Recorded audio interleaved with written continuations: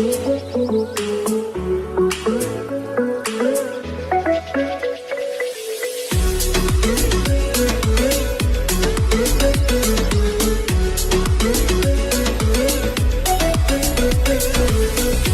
a very good morning, Level 7A, and welcome back to our online learning program.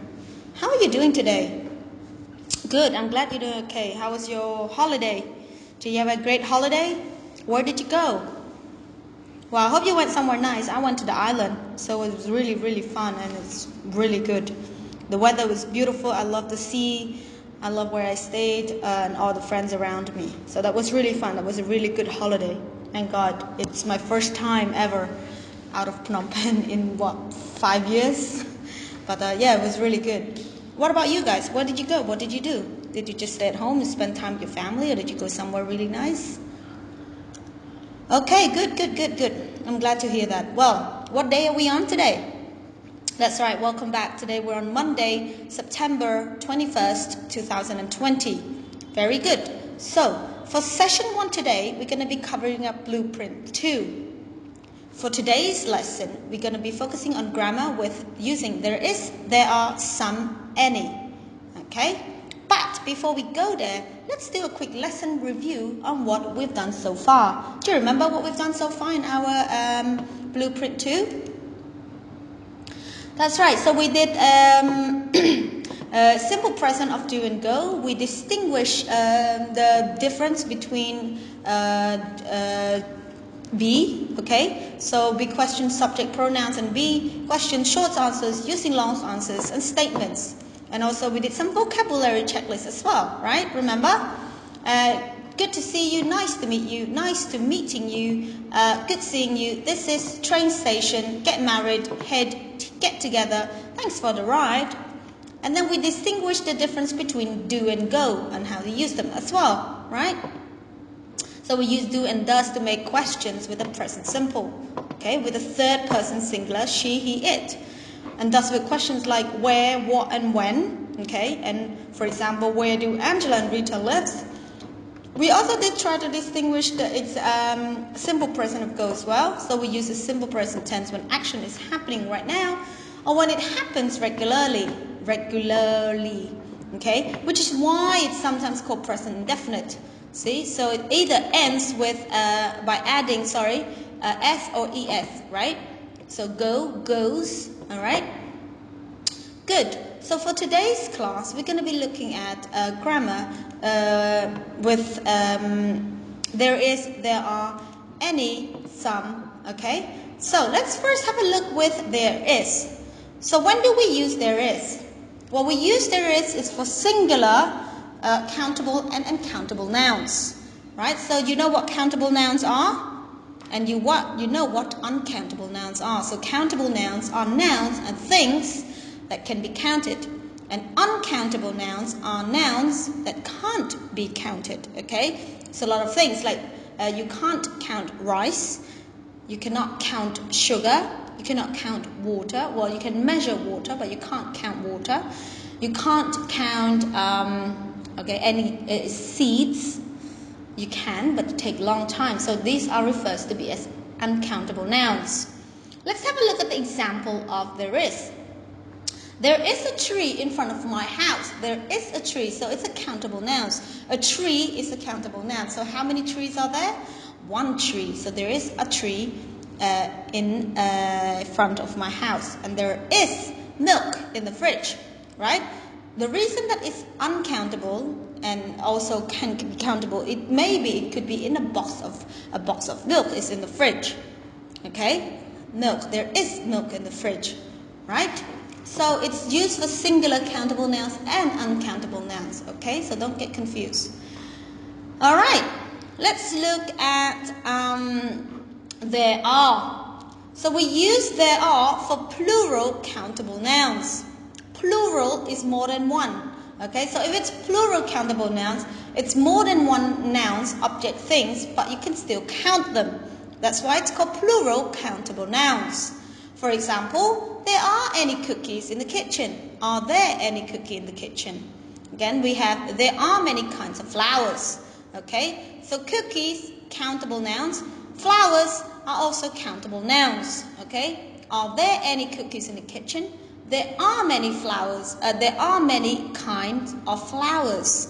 Okay, so flowers and cookies are countable nouns, and we use there are for plural countable nouns. There are 25 people in this room. There are 17 students in level 7A. There are 10 people in my family. Okay, so these are all plural countable nouns. Good. Let's move along. Then we have some and any.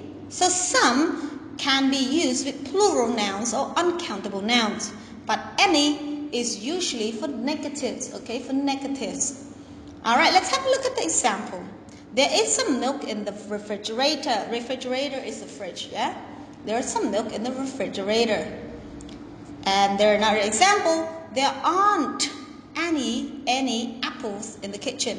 There aren't any apples in the kitchen. Okay, so any, it also refers for negative. So there aren't any, look at the word aren't any apples in the kitchen means there are no apples in the kitchen. Okay, there is some milk in the refrigerator. So we don't know the measurement of the milk, but we know there are some milk in the refrigerator. Refrigerator is refers to as fridge. Okay. Right, so for today, we've been doing grammar lesson on there is, there are, some, and any. I'm sure by now you can distinguish the difference between four of them.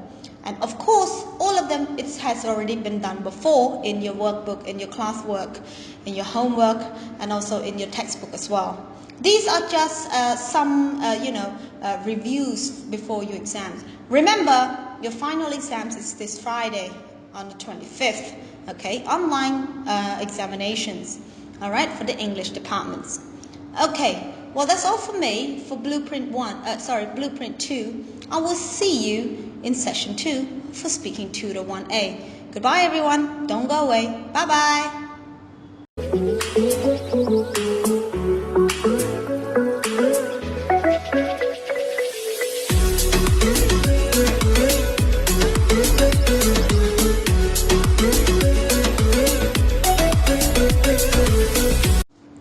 Alright, welcome back to session 2. Now for session 2 today, we're going to be looking at Speaking Tutor 1A. For today's class in Speaking Tutor 1A, we're going to learn some about sports, okay? But before we go on and do about sports, let's do some previous lesson reviews on what we've done so far. Do you remember what we've done so far in our Speaking Tutor 1A? That's right. So we did some class research about people and their occupations. Okay, what does occupations mean? That's right. So occupations means career or jobs, right? Occupations. And remember, what were the jobs that we learned about? That's right. So there were 5 jobs. Jobs 1, occupation 1 was dentist, right? We have police officer, doctor, firefighters, teachers, okay? So, and also we even distinguish what each job contains, okay? So what does doctors do? What does firefighter do? What does teachers do? What does dentists do? Okay? So and what does police officers do? We distinguish all that. And let me ask, what was your favorite job? Yeah? Okay. Well, mine is a teacher. That's why I'm teaching. I love being a teacher, and it's nice. It's a hard job, but it's good, giving education to the youngsters, right? Okay, so for today's class, we're going to be looking at sports. Today, I picked out 5 different kind of sports. Okay, let's have a look at the first one. Sport 1, basketball. Basketball. Let's read some story about basketball. Basketball is a quality referred as hoops. Hoops is mean where the ball is going in, okay? In which 2 teams, most commonly of 5 players each, opposing one another on a rectangular court, compete with the primary objectives of shooting a basketball approximately 9.4 inches, so that means around 24 centimeters in diameter, through the defender's hoop okay, and high to the backboard of each end of the court, while preventing the opposing team from shooting through their own hoop. Okay, so basically what you're trying to do, the other team is basically, so you're trying to score your ball by throwing the ball into the hoops, okay, into the circle with the net. It's called hoops. Then that way you score. So what you need to do, you need to make sure and you need to be careful that other team doesn't throw the ball into your hoop, because then they're gonna score. Okay. Anyway, have you guys have you ever played basketball before? I tried play basketball before, but it doesn't work because I'm too small. The basketball players, they're so high, they're so tall, and they're good with it. But yeah, it's hard. You need to be a tall person to be able to play basketball and shoot hoops. Okay, right. Sport number 2. Tennis.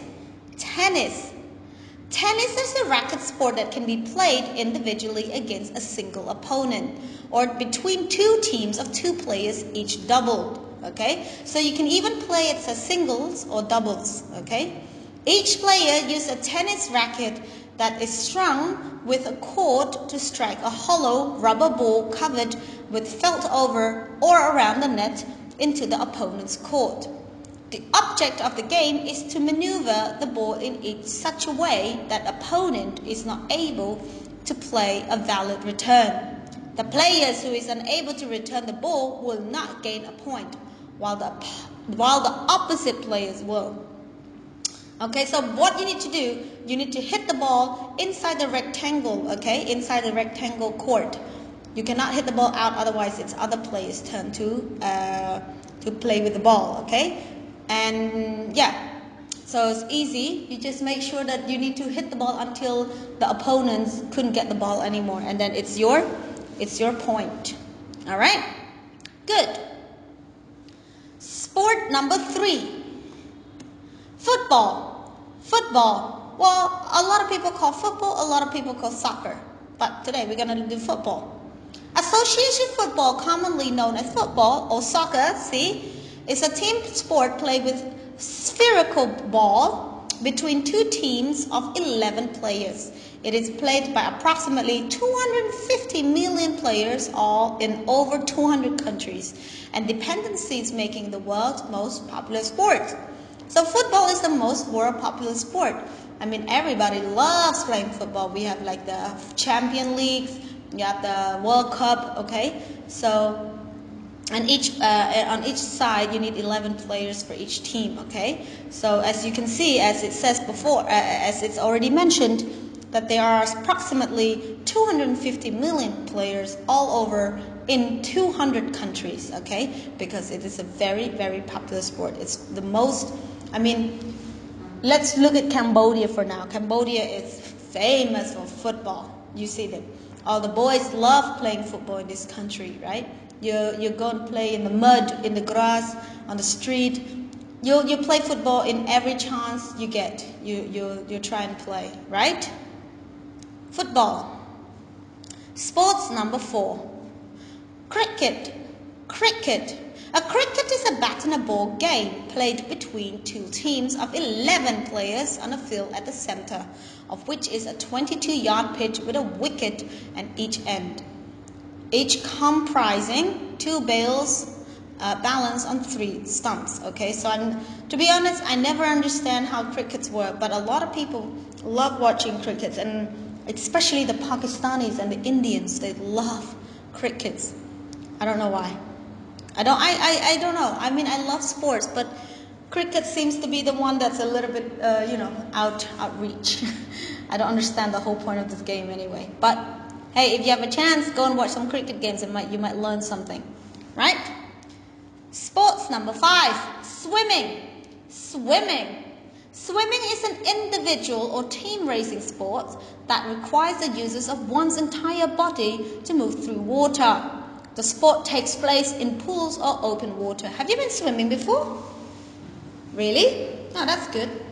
Yeah, I've been swimming, but not really like as a sport. I just go there because I want to go to the pool and relax. Okay, swimming. So swimming mostly It's just a race sport, okay? So requires use one entire, so you need the body to move around in the water, okay? So sometimes you can either swim using an outdoor water pools or you can use the indoor water pools. But mostly in Europe, because it is very, very, very, very, very cold, we use the indoor pools because there's warm water there, okay? Right, swimming. Let's review the words. Sport 1, basketball. Sport 2, tennis. Sport 3, football. Sport 4, cricket. And sport 5, swimming. Out of the 5 sports, what are your favorite sport? What is your favorite sport? Okay? So, make sure that you try to read each one very, very carefully from the top, from Blueprint, who's speaking tutor 1A. Okay, make sure that you read them very carefully. Questions will be asked a little bit later in your lesson. Okay? All right. Well, thank you everyone for participating in our online learning program. Okay, reminder, please don't forget to do your worksheets. Okay? Don't forget to do your homework. And also don't forget to do your worksheets and send me to via Telegram once done. Okay? Goodbye all and have a great day ahead. I'll see you tomorrow for my next class. Bye-bye.